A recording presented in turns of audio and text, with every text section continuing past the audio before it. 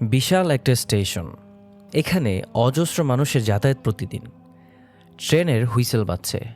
মালপত্র মাথায় নিতে জনে জনে গিয়ে চিৎকার করে অনুরোধ করছে কুলিরা।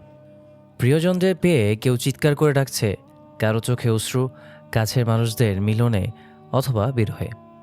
মাহফুজ চুপচাপ বসে আছে ওয়েটিং রুমের কোনো একটা চেয়ারে। এইখানে এত শত শত মানুষ, তাদের কেউই তার আপন নয়, কাউকে চেনে না। এখন গলা শুকিয়ে কাঠ হয়ে গেলেও এক গ্লাস পানি কেউ দিবে না, এ কথা ভাবতেই কেমন অস্থির হয়ে উঠল তার মনটা। তার প্রিয়জনদের কথা ভাবতেই এমন লাগছে। অনেক দিন ধরে আজকের দিনটার জন্য অপেক্ষায় ছিল মাহফুজ। রুমের পড়ার টেবিলের উপরে রাখা ডেস্ক ক্যালেন্ডারটাতে দিন কেটে দিতে সে একটা লাল সাইন পেন কিনেছিল। লাল রং দিয়ে দাগ দিলে তাতে রাগ বেশি ঝাড়া যায়। কয়েক সপ্তাহ ধরে সে যত্ন করে কেটেছে এক একটা দিন। আজ সকালে ইস্ত্রি করা শার্টটা পরে বের হয়েছে সে। অডিকোলন গায়ে দিয়েছে। দিনের পরিশ্রমে যেন তার ছিমছাম পরিপাটি ভাবখানা ছুটে না যায়, সেজন্য তার চেষ্টার কমতি নেই। অফিস থেকে বসকে বলে আগেই বেরিয়ে এসেছে। অনেক দিনের এই অপেক্ষার কথা অফিসের কলিগরা আগেই জানত। তারা সবাই মুচকি হেসে বিদায় দিল দুপুরে লাঞ্চের পরেই। ওয়েটিং রুমে বসে থেকে মাহফুজের কান সজাগ। নতুন কোনো ঘোষণা আসে কিনা, হুইসেল শোনা যায় কিনা, নতুন ট্রেন আগমনের। কোনো ট্রেন এলেই খোঁজ করছে এটা মধুমতি এক্সপ্রেস কিনা। যাদের অপেক্ষায় এখানে এসে এসেছে তাদের কারোর সাথে আবার ফোন নেই, তাই যোগাযোগ করতে পারছে না। কেবল অপেক্ষার প্রহর গুণে চলেছে, এই বুঝে এলো। কিন্তু অমন অনেকগুলো ট্রেন এলেও তারটা দেখা নেই। পাশের চেয়ারে পড়ে থাকা জীর্ণ পুরনো পত্রিকাটা হাতে নিয়ে ব্যর্থ পড়ার চেষ্টা চালায় সে। না, মন বসছে না কিছুতেই। উসখুস করছে মাহফুজ। অনেকদিন পর আসবে সে, তাই ঘরদোর নিজের হাতে পরিষ্কার করেছে সে কদিন ধরে।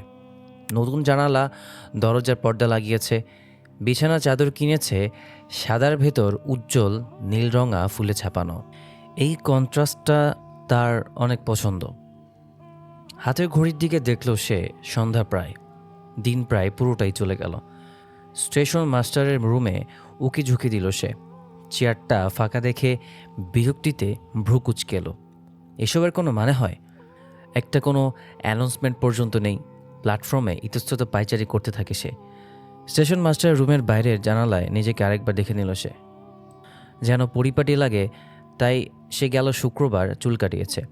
তাছাড়া একা থাকার সময়টায় সপ্তাহে ছুটির দিনেই অনেক কাজ পড়ে যায় তার।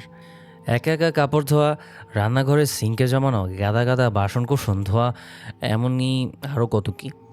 আরেকজন তার এসব কষ্টটুকুর জন্য কতই না মন খারাপ করে ভেবে ভালোবাসায় মুখটা রক্তিম হয়ে এলো মাহফুজের। হঠাৎ মুখে স্মিত হাসি ফুটে ওঠে তার। পকেটে হাত ঢুকিয়ে কাগজ ছুল সে একটা। তালিকা লিখেছে কাজ ভাগাভাগির। এইটা নিয়ে দুজনের ভীষণ ভীষণ ফাইট হবে সে জানে, তাই তো যত্ন করে লিখেছে। এতদিন পরে দেখা হবে, একটু খুনসুটি না হলে হয়? লাজুক হাসিতে সে নিচের ঠোঁটটা কামড়ে ধরে। মাগরিবের ওয়াক্ত প্রায় হয়ে এলো। গোধূলির আলোতে প্ল্যাটফর্মে একটা ধোঁয়াটে পরিবেশ তৈরি হয়েছে। এখনও আলো জ্বালানো হয়নি সবগুলো। হঠাৎ দূরে ট্রেনের হুইসেলের শব্দে সম্বিত ফিরে পায় মাহফুজ। বুকের স্পন্দন টের পাচ্ছে সে। ধুকপুক ধুকপুক। আনন্দ, উত্তেজনা আর ভালোবাসার স্পন্দন বুঝি এমনই হয়। এত অপেক্ষার পর যদি প্রিয়জনটি নেমে আসে সিঁড়ি বেয়ে, সুস্থ শরীর আর মনের পরিচয় প্রকাশক একটা হাসি দেয়, সে আনন্দ, সেই উদ্বেলিত হৃদয়ের অনুভূতিকে কখনো ভাষায় প্রকাশ করা যায়? যারা এমন অপেক্ষা করেনি কোনো দিন, তারা কিভাবে বুঝবে অপেক্ষার পরে প্রিয়জনদের কাছে পাওয়ার ভালোবাসা কতটা তীব্র থাকে, তাতে কতটা গভীরতা থাকে, সেই হৃদয়ে কত আকুতি থাকে। অনেক দূরে দাঁড়িয়ে বগির দরজায় চোখ লাগিয়ে রাখে মাহফুজ। কালো নিকাব পরা চিরচেনা মানবীর অবয়ব দেখে যেন আবেগ উতলে ওঠে মাহফুজের। তার অপেক্ষার পালা বোধহয় শেষ হলো। 10 দিন হলো সে গিয়েছিল মায়ের বাড়ি।